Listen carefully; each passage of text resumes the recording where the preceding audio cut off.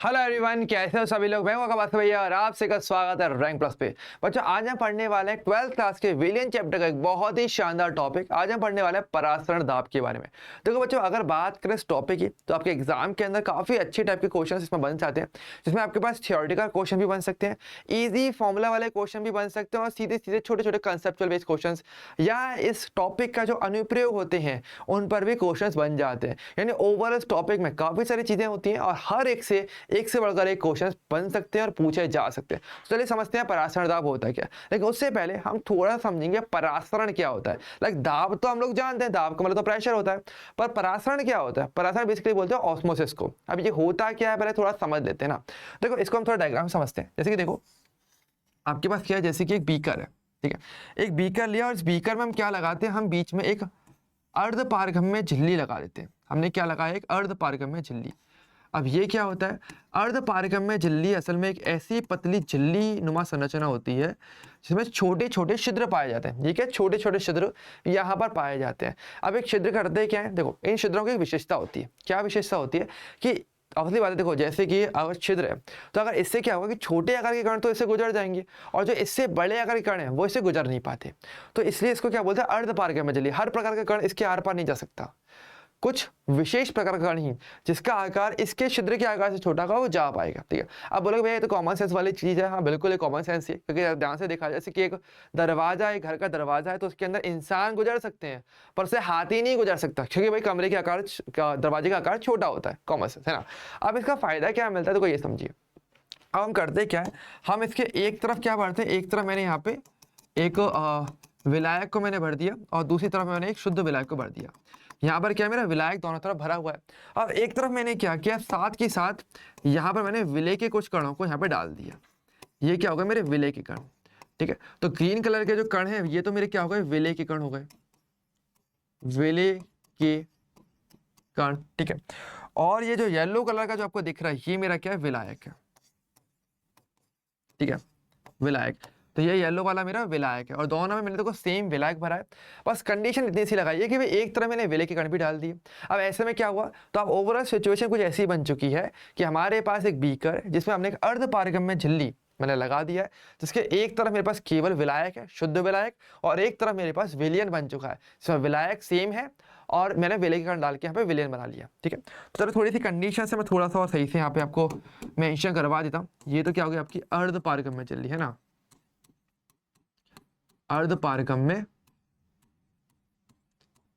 झिल्ली।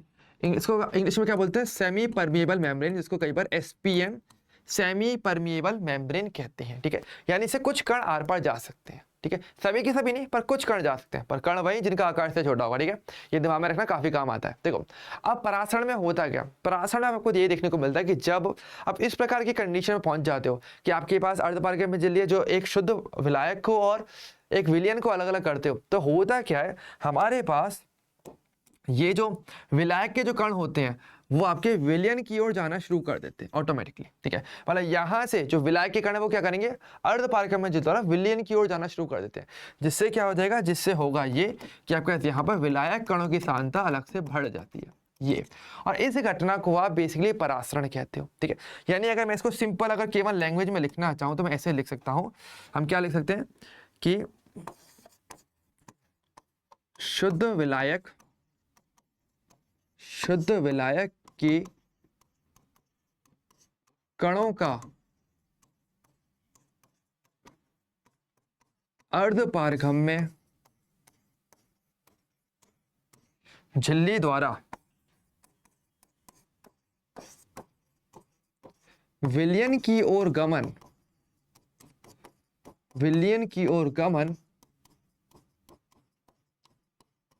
परासरण कहलाता है, ठीक है। विलयन की ओर गमन क्या कहलाता है, परासरण कहलाता है। इसको इंग्लिश में आप ऑस्मोसिस कहते हो, ठीक है। अब बोलोगे भैया अब ऐसा कैसे हो पा रहा है, ये घटना हो क्यों पा रही है ना। तो पहले मैं इसका एक छोटा सा एग्जांपल बताता हूं ताकि आप इसको और अच्छे तरीके से सोच सकते हो।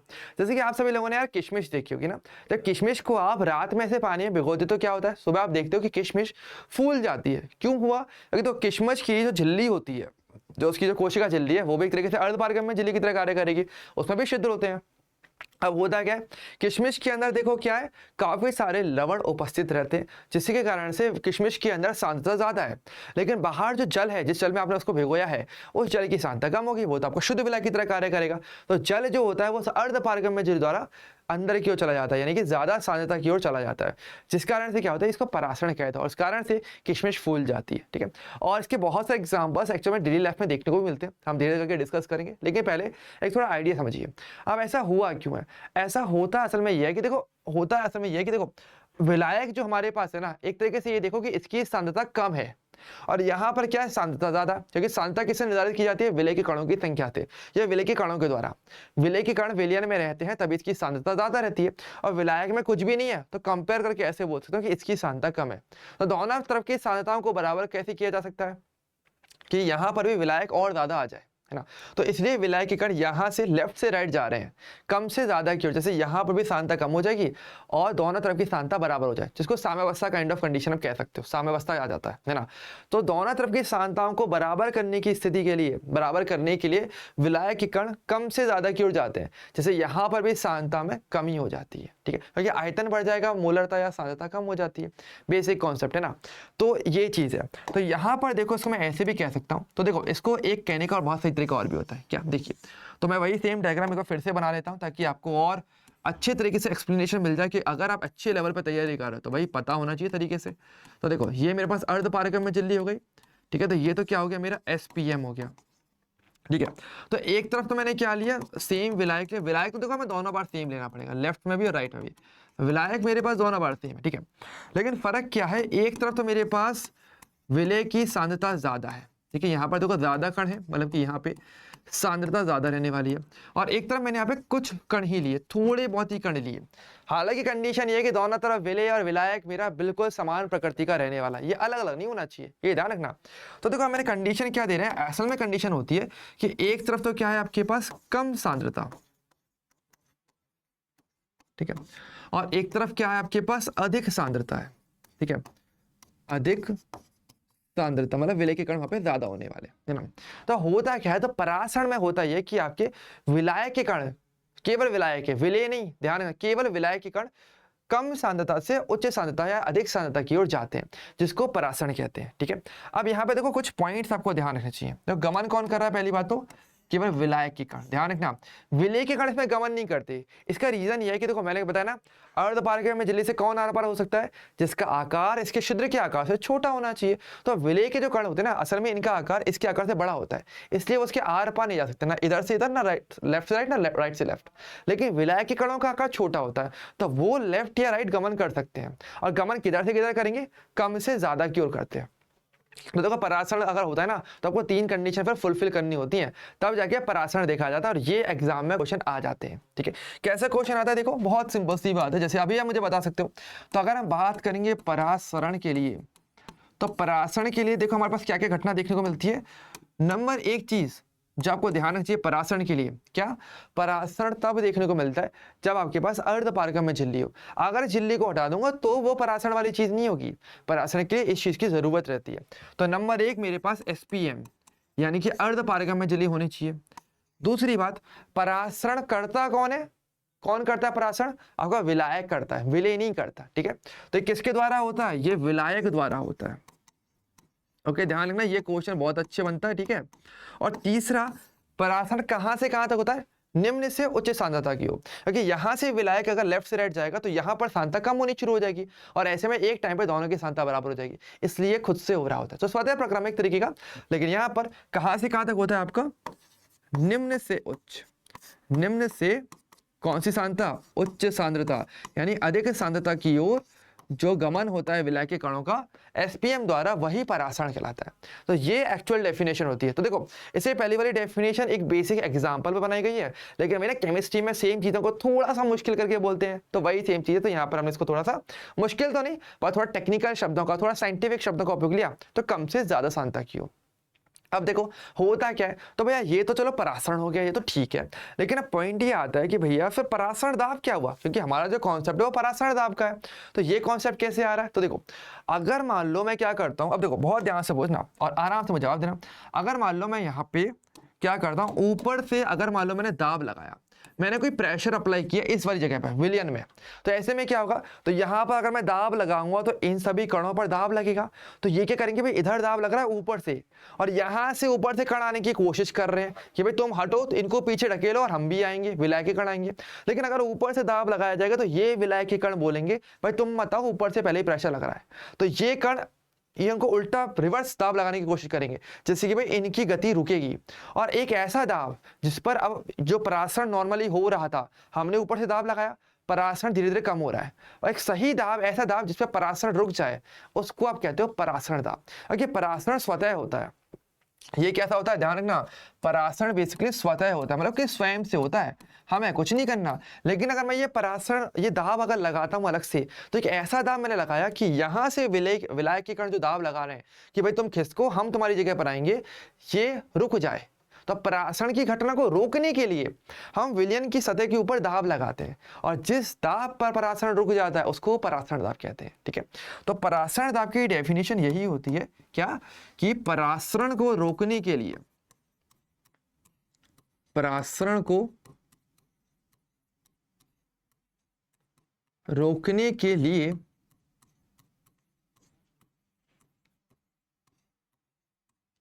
विलयन की सतह पर लगा दाब या लगाया दाब क्या कहलाता है आपका, परासरण दाब कहलाता है। तो इसी को बेसिकली आप परासरण दाब कहते हो। ठीक है, अच्छा वैसे परासरण दाब की अगर बात करें तो कुछ विशेषताएं भी है, काफी अच्छी विशेषता रहती है। तो पहली बात तो क्या रहती है, परासरण दाब को वैसे ना होने को दाब है, लेकिन इसको पाई से प्रदर्शित करते हैं। इसको किससे प्रदर्शित करते हो, पाई से। और उसका फॉर्मूला भी होता है पाई इक्वल्स टू CRT, इस प्रकार से। जहाँ पे देखो कौन सी चीज क्या क्या है, चलो ये भी समझ लो, ये तो काम आता है। देखो C जो है बेसिकली वो प्रदर्शित करता है कंसंट्रेशन, यानी कि सांद्रता को। ठीक है, जो R है, R बेसिकली आपका गैस स्थिरांक होता है, जो आपका सार्वत्रिक गैस स्थिरांक है, बेसिकली वो आपका R को प्रदर्शित करता है। और जो T है वो आपका तापमान होता है। ठीक है, अच्छा वैसे अगर ध्यान दो ना, तो ये फॉर्मूला कहीं ना कहीं आदर्श गैस समीकरण से काफी मेल भी खाता है। आपको पता नहीं कि आदर्श गैस समीकरण हमारे पास रहता है, सभी ने कहीं ना कहीं पढ़ा होगा आदर्श गैस समीकरण, जो कि हमारे पास क्या होता है, PV इक्वल्स टू NRT होता है। ये सब इससे मैच भी करता है। अगर मैं V का यहाँ डिवाइड लगा दूं तो N/V को आप सांद्रता ही कहते हो। ठीक है, इसको भी CRT कर सकते हैं। अगर देखो N/V क्या है, मोल बटे आयतन, आपकी मोलरता यानी सांद्रता कहलाती है, तो ये उससे मैच भी करता है। ठीक है, तो ये साइड टॉपिक रह जाता है, लेकिन कंपेयर करके देखो तो इससे पाई इक्वल टू CRT काफी जस्टिफाई भी हो जाता है ना। पर ये आपके विलयनों में आता है, और वो गैस के लिए सर, तो इसका थोड़ा सा ध्यान हमें रखना चाहिए। ठीक है, कि कंफ्यूजन नहीं रखना अपने आप को। लेकिन फॉर्मूला कैसे आता है, तो आदर्श गैस समीकरण से काफी मिलता जुलता था ये फॉर्मूला हमारे लिए बन जाता है। ठीक है, तो एक बात ध्यान रखना, तो इसका मतलब पता है क्या है, कि अगर मैं जो दाब लगाने वाला हूं और परासरण होगा या नहीं होगा, इसका रिलेशन पे हमारे लिए पड़ जाता है। तो कैसे, बहुत ही सिंपल सी बात है। देखो अगर मान लो मैंने एक तरफ क्या लगाया, दाब, मान लो मैं P दाब लगा रहा हूं, परंतु हम जानते हैं कि मेरे पास परासरण दाब, अगर मुझे पता है कि जिस पर एक्चुअल में रुकेगा जो परासरण दाब है, अगर मान लो कि अगर वो आपका पाई है ना, तो देखो यहाँ पे आप कंपेयर कर सकते हो कुछ पॉइंट्स सोच के देखना। अगर मान लो आपने जो दाब लगाया, अगर वो परासरण दाब से कम है, तो ऐसे ऑब्वियसली बात है कि भाई आपके विलायक के कण लगातार आते रहेंगे। भाई तुम कम प्रेशर लगा रहे हो, तो भाई ये तो धकेलेंगे ना कि भाई तुम हटो, हम तो आएंगे, तुम में दम ही नहीं है। तो यानी कि ऐसी स्थिति में आपको परासरण देखने को मिलता है। ऐसे में क्या देखने को मिलता है आपको, परासरण। ऐसे में परासरण आपका होता रहता है। ठीक है, लेकिन दूसरी स्थिति में अगर आपने दाब एग्जैक्टली परासरण दाब के बराबर लगा दिया, तो ऐसे में क्या होगा, आपका परासरण रुक जाता है, परासरण रुक जाता है। ठीक है, अब ऐसे में कहीं पर कोई कहीं भी आवागमन नहीं होने वाला, सब वहीं की वहीं रहेगा। लेकिन तीसरा अगर ऐसा कि मान लो कर दिया कि परासरण जो दाब मैंने लगाया है वो परासरण दाब से ज्यादा लगा दे, तो अब ऐसे में क्या होगा, तो अगर मैंने यहाँ पर दाब ज्यादा लगा दिया तो अब घटना उल्टी हो जाएगी। अब यहाँ पर जो विलायक के कण है, अब वो बोलेंगे नहीं अब तुम हटो, अब हम तुम्हारी तरफ आएंगे, हम पे ज्यादा प्रेशर लग रहा है, तुम्हारी जगह, तुम्हारी सारी जगह खाली है, हम तुम्हारी तरफ आने की कोशिश करेंगे। तो अब विलायक, देखो विलय तो अभी भी नहीं जा सकता, क्योंकि भाई जगह ही उतनी, इसमें छिद्र का आकार ही छोटा है, विलय के कण तब भी नहीं जा सकता। लेकिन विलायक के कण यहाँ से, क्योंकि विलायक तो सेम है ना, उच्च सांद्रता से कम सांद्रता की ओर जाते हैं, और इसको बोलते हैं प्रतिलोम परासरण या व्युत्क्रम परासरण। यानी कि अगर आपने दाब ज्यादा लगा दिया तो आपको जो घटना देखने को मिलती है वो होती है प्रतिलोम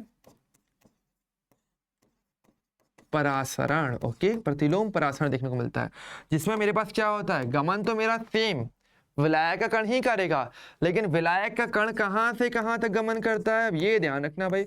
इसमें मेरा विलायक जो है गमन करता है उच्च से निम्न सांद्रता की ओर, उच्च से निम्न सांद्रता की ओर विलायक का गमन होता है, ठीक है। और इस कॉन्सेप्ट का उपयोग आगे जाकर के जल शुद्धिकरण में भी किया जाता है। आज के टाइम पे जो हमारे जो भी अशुद्ध जल होता है उनसे अशुद्धियों को हटा करके शुद्ध जल में परिवर्तित करने का कार्य के लिए भी हम परासरण या सही मैं कहूँ व्युत्क्रम परासरण का उपयोग करते हैं, ठीक है। हालांकि परासरण की घटना भी बहुत सारी होती है, जैसे कि किशमिश वाला एग्जाम्पल मैं आपको दिया।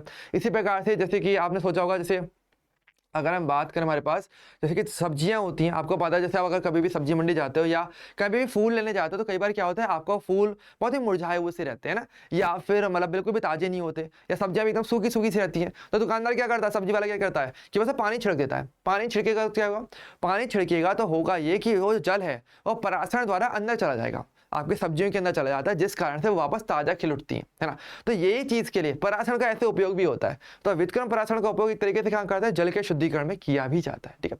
तो ये एक पार्ट होता है जो काफी ज्यादा इंपॉर्टेंट है। और इसके अलावा भी देखो और भी बहुत सारी चीजें होती है जो इस टॉपिक से जुड़ी हुई रहती है, ठीक है। लेकिन ये जो मैंने बताया ये एक छोटा सा एक डेमो है आपके परासरण दाब का। हालांकि इसके अंदर देखो और भी छोटे छोटे टॉपिक्स इससे जुड़े हुए रहते हैं, लेकिन उसके लिए आपको लेना पड़ेगा पूरा रैंक प्लस का एक कोर्स, ओके। क्योंकि देखो सिंपल सी बात है, अगर आपको एग्जाम निकालना है, एग्जाम क्रैक करना है तो केवल ये फॉर्मेलिटी वाली स्टडी से तो नहीं हो पाएगा। लेकिन इतना है कि अगर क्वालिटी वाली स्टडी करते हो, एक एक्चुअल स्टडी करते हो जहां पर एक एक चीज क्लियर रहती है कि भाई कैसे कैसे टॉपिक है, इसका किसका क्या उपयोग है, किस तरीके से क्वेश्चंस बन सकते हैं, कैसे क्वेश्चन को सॉल्व किया जा सकता है, और क्या क्या ट्रिक्स और कितना फास्ट उसको कर सकते हो। अगर इतनी नॉलेज अगर दी जाए ना तो आई गारंटीड कि आप अपने एग्जाम फोड़ के आने वाले होंगे, ठीक है। और इसके लिए रैंक प्लस आपके लिए कोर्सेज अवेलेबल है। आप इंग्लिश मीडियम के तो कोर्स इंग्लिश में, और अगर आप हिंदी मीडियम के हो तो ऑब्वियसली बात है हिंदी मीडियम में आपके लिए कोर्स अवेलेबल रहने वाले हैं, जिसको आप 9116300300 पे कॉल करके भी पूछ सकते हो, और रैंक प्लस की आपको डाउनलोड कर सकते हो इस QR कोड को स्कैन करके, ठीक है। हालांकि क्लासेस के अंदर देखो हर एक चीज रहने वाली होगी, आपके लिए लाइव क्लासेस रहने वाली होंगी, आपके लिए DSA रहने वाले होंगे, वो भी हिंदी में ही, मॉड्यूल्स रहने वाले हैं हिंदी में, जो हर एक चीज आपको घर पर भी प्रोवाइड की जाएगी ऑफलाइन। साथ ही गेमिफाइड क्विज रहने वाला है, पेस्ट साइज भी बहुत ज्यादा नहीं रहेगा, कम बच्चे लेकिन अच्छे से पढ़ो। अगर इन द लास्ट सारे के सारे बच्चे कॉलेजेस के अंदर नहीं जा पाते, बच्चे भी लिमिटेड ही जा पाते हैं। तो लिमिटेड बच्चों की अगर आपको लिस्ट में आना है तो भी आपको लिमिटेड साइज बैच की ही जरूरत पड़ेगी, जो कि रैंक प्लस पे आपको मिल जाता है, ठीक है। इसके अलावा DSA live classes, AR VR आपको मिलेगा, 3D जो भी चीजें बताई गई हैं ऑब्वियसली बात है इनको आप केवल इट्स नॉट जस्ट कि आप थ्योरी में पढ़ रहे हो, बल्कि आप इनको लाइव महसूस भी कर सकते हो 3D की वजह से। एक 3D मूवी होता है, 7D मूवी होती है, बिल्कुल वैसे ही, ओके। इसके अलावा पूरे साल भर की मेंटरशिप आपको मिलने वाली होगी, जिससे कि आप कभी भी भटकोगे नहीं, ओके। इस टाइम पे अगर देखा जाए तो काफी सारा भटकाव कहीं ना कहीं होता है, पढ़ाई में आगे बढ़ते हैं, कहीं ना कहीं डीमोटिवेशन भी होता है, तो कभी भी ऐसा लगे आप कभी भी हमसे कनेक्ट कर सकते हो, हमेशा हम आपके लिए अवेलेबल रहने वाले हैं, ठीक है। तो जो आज के सेशन में इतना ही रहेगा मेरी तरफ से। अगर आपको वीडियो अच्छी लगे कमेंट करके जरूर बताइएगा, वीडियो को लाइक करके रखिएगा, और जिस भी टॉपिक पे आपको चाहिए कि भाई इसके लिए भैया वीडियो बनाइए, तो वो वीडियो मैं आपके लिए जरूर बनाऊंगा। तो बच्चे इस सेशन में इतना ही, अब हम मिलेंगे किसी और सेशन में, तब तक के लिए bye bye and take care.